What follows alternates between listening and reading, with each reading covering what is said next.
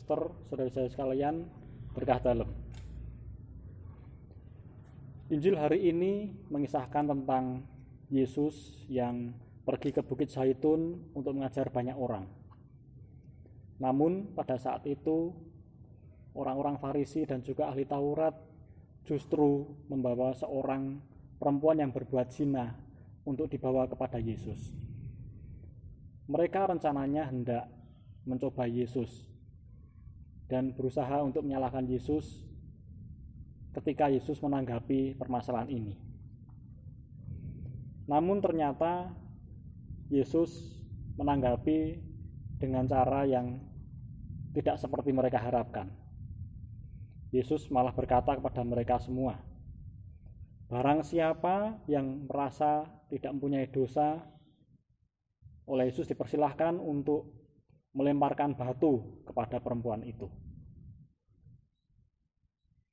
Mereka kemudian satu persatu pergi dari tempat itu, merasa bahwa mereka punya dosa, dan kemudian semuanya pergi dan yang tertinggal hanyalah Yesus dan perempuan yang berzinah tadi. Dalam masyarakat kita yang budaya Indonesia menganut budaya patriarki, saya kira perempuan masih menjadi orang yang seringkali dinomorduakan. Ketika ada kasus tertentu, seringkali perempuan-perempuan menjadi orang yang dipersalahkan. Mungkin saudara-saudara sekalian masih ingat ada kasus pelecehan guru oleh kepala sekolah yang terjadi di Nusa Tenggara Barat beberapa waktu yang lalu, dan malah justru korban itu, perempuan itu, malah dialah yang akhirnya mendekam di penjara, dipersalahkan. Nah, Bapak Ibu, suster dan saudara-saudara kalian, inilah tantangan untuk kita. Apakah kita berani seperti Yesus dan juga Daniel pada bacaan yang pertama, yang berani membela orang-orang yang kecil, orang-orang yang lemah, orang-orang yang dipersalahkan?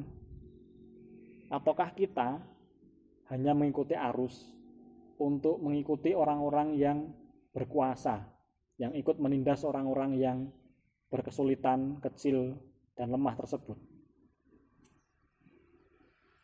Itu merupakan pilihan kita. Untuk kita apakah mengikuti Yesus, ataukah kita hanya mencari yang paling mudah untuk diri kita sendiri. Selain itu, Injil hari ini juga mengingatkan kita. Ketika orang-orang ditanya oleh Yesus apakah mereka tidak berdosa, dan kemudian akhirnya semuanya pergi, hal ini mengingatkan kita untuk selalu berintrospeksi diri. Seringkali ketika ada masalah, justru kita menyalahkan orang lain atau mencari-cari kesalahan orang lain untuk sekedar supaya kita tidak disalahkan. Nah, maka kita harus menyadari bahwa Allah melalui putranya Yesus Kristus selalu hadir untuk kita.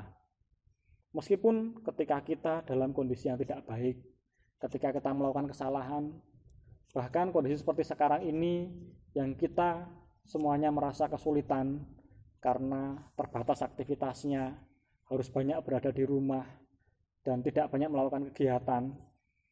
Namun kita tetap selalu ditantang sebagai murid Yesus untuk selalu mau peduli kepada orang lain. Semoga kita selalu diberikan kesehatan dan berkat Tuhan selalu menyertai kita.